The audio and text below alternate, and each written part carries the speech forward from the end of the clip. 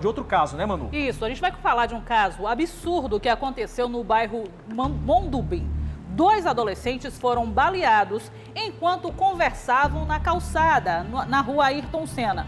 Nem na calçada mais, José, a gente pode ficar. Não dá. Ontem a gente falou disso aqui, os bandidos tomando conta, a polícia não consegue mais conter essas ações surpresas praticadas por criminosos em um carro, em uma moto, que chegam e atiram em meio aos cidadãos. O Ângelo Cauã, de 16 anos, a Sara Cristina, de 14 anos, foram surpreendidos por uma dupla armada que chegou em um carro. Olha, o modo operandi é o mesmo. Da mesma forma eles agem. As vítimas foram surpreendidas. O garoto não resistiu aos ferimentos, morreu no local. A garota de 14 anos foi socorrida em estado grave para o Gonzaguinha do José Walter e em seguida transferida para o IJF por causa da gravidade. Os dois não tinham nenhum envolvimento com o mundo do crime. A nossa equipe conversou com a mãe desse rapaz e o que você vai ouvir agora é de cortar o coração. Na tela do 90. Gente, a nossa equipe veio até aqui, a rua Ayrton Senna, aqui no Pequeno Mudubim, para contar mais uma história lamentável, triste. Um Palio Prata entrou nessa rua aqui, ó, nessa rua, na Ayrton Senna. Aí os camaradas chegaram já atirando, gente. 2 homens desceram atirando e usando pistola, não era revólver, pistola. Agora, por quê?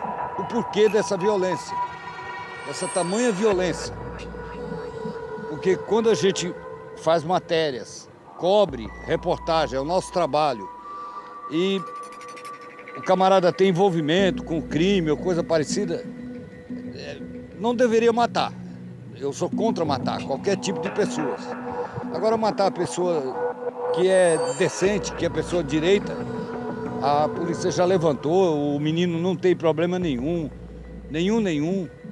Era uma pessoa querida, muito querida. Ele foi identificado como Cauã, Ângelo Cauã, somente 16 anos de idade. Um menino caído ao solo, e acabou a história desse menino. Era um garoto que não tinha problemas com crime ou coisa parecida. O que ele fazia? Namorar. Isso é bom. Garoto de 16 anos, Cauã, muito querido aqui nessa região. Muita gente que passa aqui nessa rua à noite, a conversar com a gente sem gravar, viu os dois namorando na residência da garota. A menina levou um tiro no peito, gente. A garota de 14 anos. Essa menina que nós estamos mostrando aí para os senhores, essa garota deu entrada no Gonzaguinha, com um tiro no peito, vai ser transferida para o IJF. Toda sorte a essa menina, uma criança, uma garota, 14 anos de idade. Que mal ela estava fazendo? Namorando. E os dois namoram já há muito tempo, o Cauã e essa menina. O garoto ainda tentou correr. Vejam só os senhores, aqui ó, mostrar aqui ó, chinelas dele, né? É dele, né? Chinelas, pertencia a ele e a garota foi socorrida por meios próprios, né? Não veio nem ambulância, o pessoal socorreram às pressas a menina. Agora, o que resta nessa história toda? Uma investigação para chegar até esse Palio Prata.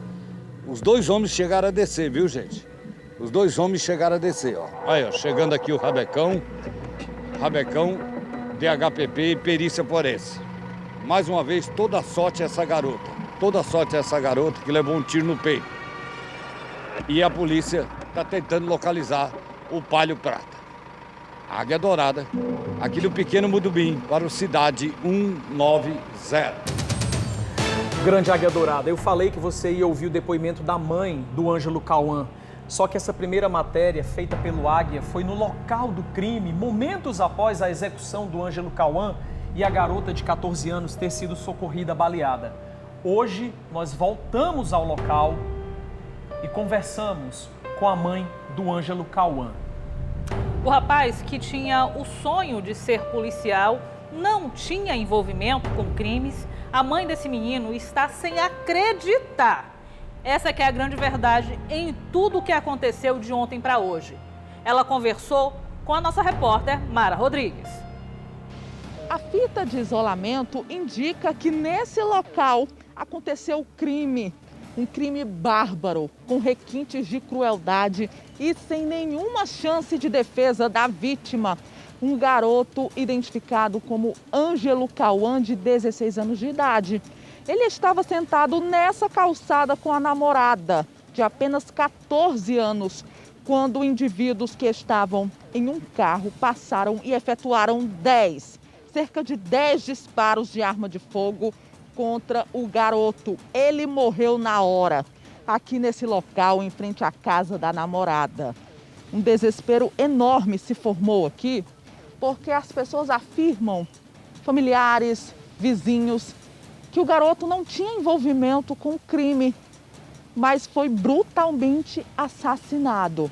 Uma violência grande e que vitimou 2 jovens. Um deles morreu aqui nessa calçada. Já a garota, a namorada, foi socorrida para o Instituto Dr. José Frota. Primeiro, para um hospital no bairro José Walter. Em seguida, ela foi transferida para o IJF, no centro de Fortaleza. Um dia após essa execução, a gente encontra a rua assim, olha. Moradores ainda bastante assustados, curiosos. Dizem que ele não tinha envolvimento, mas o que pode ter motivado essa morte? O que as pessoas comentam é que houve um homicídio em uma área que é rival à área onde nós estamos, aqui no Pequeno Mondubim, na rua Ayrton Senna. E aí eles teriam matado esse garoto apenas para revidar essa morte que aconteceu em um território inimigo. Essa é a versão que circula aqui entre os vizinhos, já que todos falam o garoto não tinha envolvimento com crime, não tinha passagens pela delegacia da criança e do adolescente, não era de facção criminosa. O Ângelo Cauã Araújo da Silva, ele morava a poucos metros da casa da namorada de 14 anos de idade. E ele fazia exatamente esse percurso que eu vou mostrar para vocês. Ele morava aqui na Rua 8 e todos os dias ele seguia por aqui. Aquela rua, logo mais à frente, é a rua da namorada dele, a Rua Ayrton Senna, onde o crime aconteceu. Agora, aqui na casa do Ângelo Cauã, nós encontramos a mãe dele, que está se perguntando ainda por quê. Essa é a pergunta que a mãe do Ângelo Cauã está se fazendo até agora. Ela está em prantos e fala que ele tinha um sonho, né? Qual era o sonho dele? Era civil, exército e ser da polícia. O que ele dizia para a senhora? Ele dizia que não ia fazer igual o outro irmão, não ia ter filho fora do casamento, primeiro ia ter uma profissão, que eu tenho um exemplo da minha irmã, que tem uma filhinha e não casou, não tem profissão. Eu vou ser diferente, a senhora vai ver, mãe. Eu vou cuidar da senhora. Aí você vai casar, você vai morar comigo. Não vou morar com a senhora não, a senhora que vai morar comigo. E era assim, eu acreditava que ele ia ser da polícia mesmo. Como foi receber essa notícia para a senhora? Ele estava na calçada da casa da namorada. É que houve os papocos e aí o meu filho disse que ia olhar. E aí eu saí aqui no portão, aí um monte de gente corria, correndo para ir. Aí eu, se todo mundo vai, também vou. Eu já estava de camisola. A senhora não sabia que era ele? Nem imaginava. Aí eu disse, então eu vou. Aí eu troquei de roupa e fui. Eu e a minha netinha, né? Tem uma netinha que mora com a gente. Aí quando eu saí no portão, disseram, é o Cauã. Aí a meninazinha segurou a minha neta, ela tem 9 anos, não deixou ela ir, e eu fui, não sei nem como cheguei lá. Quando eu cheguei, ele estava esticado no chão. Aí eu só me sentei do lado dele e fiquei lá do lado dele, ó. Tempão. A senhora tem quantos filhos? Eu tenho 3, tinha 3. Se ele fosse envolvido em alguma coisa, eu não precisava da resposta, porque eu já tinha, entendeu? Como ele não é, eu fico perguntando por quê? Por que fizeram isso com ele, se ele não era envolvido em nada disso? Nunca teve passado Não, de jeito nenhum. Parece que quem é bom paga caro. Você sabia que a gente paga um preço muito alto por ser honesto, por ser pessoa boa. Porque só quem fica do lado da gente que é igual a gente. Quem não é, não gosta da gente. Entendeu? Esse é o preço que nós pagamos. Mas eu vou continuar sendo do jeito que eu era. Eu pretendo ser uma pessoa melhor. Não vou ficar rancorosa, revoltada. E agora tendo que enterrar um filho, seu filho caçula? Ter que enterrar ele. Nunca passou pela minha cabeça, nunca. Seria certo eu ir primeiro, né? Porque ele é um menino de 16 anos. Mas também eu não queria ir tão cedo, não, porque ele precisava de mim. Se eu tivesse ido, ele ia sofrer mais do que eu. Porque ele não tem experiência de sofrimento, e eu tenho, né? Eu sou acostumada a sofrer, não desse tipo, entendeu?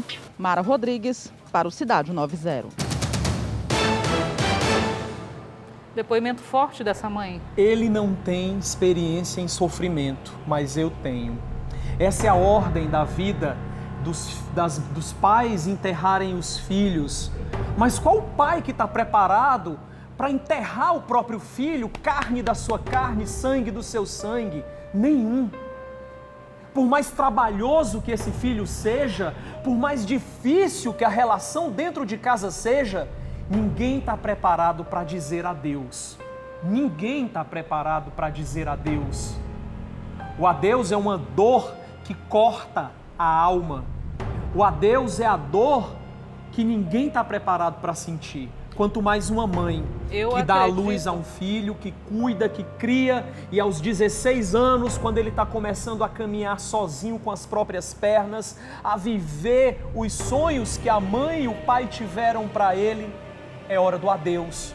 Um adeus brusco, um adeus repentino, cruel, covarde. Independente da época da vida que isso venha a acontecer, principalmente nessa época aí, adolescente, como você bem disse, começando a vida agora, pode ter certeza, José, que parte dessa mulher foi embora com esse menino. Parte dela foi embora com esse garoto, e a família da menina de 14 anos que está internada em estado grave no IJF, se recuperando de tiros, também está devastada.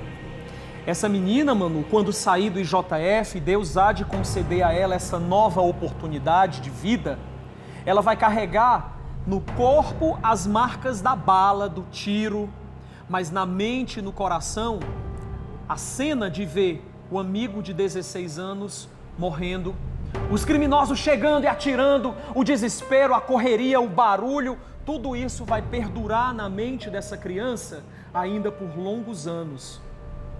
Quem vai fazer algo por ela? Os direitos humanos vão bater na casa dessa família hoje, estender a mão a essa menina, aos pais desse garoto assassinado? Não vão. Tem algum defensor da vida para ir lá, estender a mão para essa mãe, amparar e dizer: nós estamos aqui pelo seu filho? Tem alguém levantando bandeira hoje nas redes sociais e dizendo: somos todos o fulano, somos todos a fulana? Não tem. Sabe por quê? Porque eram pretos, pobres, da periferia, eram insignificantes ao poder. Só servem agora, no próximo dia 15, para dar o voto. Depois disso são esquecidos enquanto cidadãos, enquanto seres humanos, enquanto vida. A vida não tem mais valor. O criminoso está aí, solto hoje, já fumou a maconha dele, já cheirou a cocaína dele, já bebeu, já deu na cara de gente, já se exibiu porque passou no Cidade 90, a vida que ele tirou. Isso tudo é reflexo de uma sociedade desigual, de uma sociedade separada por esses doentes que acreditam que a sociedade funciona assim. Não, sociedade não funciona assim. Aqui no YouTube, na nossa live, tem muita gente comentando, perguntando por que os ricos têm segurança e os pobres não. Tem inclusive uma telespectadora dizendo: não sei o que eles estavam fazendo na calçada. Não, hoje em dia não se pode mais sentar na calçada. Minha gente, não é isso. Não é isso, não pode ser assim. A gente não pode ir de acordo com o que está contra a lei. Todo mundo tem direito de ir e vir, José. Conversar com o vizinho, dar o seu bom dia, dar o seu boa tarde, dar o seu boa noite. O errado é você estar na porta da sua casa e ser surpreendido de uma hora para outra com disparos. Ou abrir sua porta, abrir a porta de casa e ver um corpo estendido no chão. Isso é que é errado. É isso que tem que ser questionado. Olha, aqui tem milhares de pessoas conversando comigo no YouTube, na live, e dizendo que infelizmente não vem mais a polícia na rua, que não vem a polícia prender bandido. É assalto por cima de assalto, crime por cima de crime, e as prisões são mínimas diante disso. Nós já ultrapassamos esse ano mais de 3.500 assassinatos no estado do Ceará. Números que representam um aumento na violência em comparado ao ano passado de mais de 70%. São dados estatísticos que nós apresentamos no começo dessa semana através de um estudo da violência. 96%, a produção está me corrigindo aqui, o anuário da violência em relação ao ano passado, nesse mesmo período, de janeiro a setembro, o Ceará já registrou um aumento de 96% de crimes violentos e letais. E um detalhe, a gente que apresenta esse tipo de programa, hoje mesmo nós estávamos nos questionando, né, da quantidade de crimes só essa semana. 5, 3... duplos homicídios. Essa semana começou pesada e está terminando de forma pesada. Aí você diz, vocês ainda se impressionam com isso? Nos impressionamos sim, porque a gente não se acostuma com o que é ruim. A gente não se acostuma com a falsa normalidade, porque o correto é o diferente, José. Olha, a gente vai aqui acompanhar esse caso, vai esperar que a Secretaria de Segurança Pública consiga elucidar esse crime. Nós consultamos aqui a ficha criminal, pode-se assim dizer. Mas como é uma ficha criminal se eles eram 2 crianças e não tinham antecedentes criminais? Nenhum dos dois respondia a qualquer procedimento. É uma criança de 14 anos e outra de 16. Ao contrário, a gente vê sim aí jovens dessa idade já praticando crime, errados, com antecedentes criminais, mas nesse caso aí, não. Sabe qual foi o erro deles? Estarem na rua, passeando, como 2 moradores do bairro fazem todas as noites. Conversando, se conhecendo, paquerando, flertando. Era o que eles estavam fazendo. E foram assassinados covardemente. A gente vai acompanhar esse caso, ainda assim vai trazer notícias do estado de saúde da garota e esperar uma investigação policial para que a polícia possa prender os 2 assassinos que tiraram essas 2 vidas.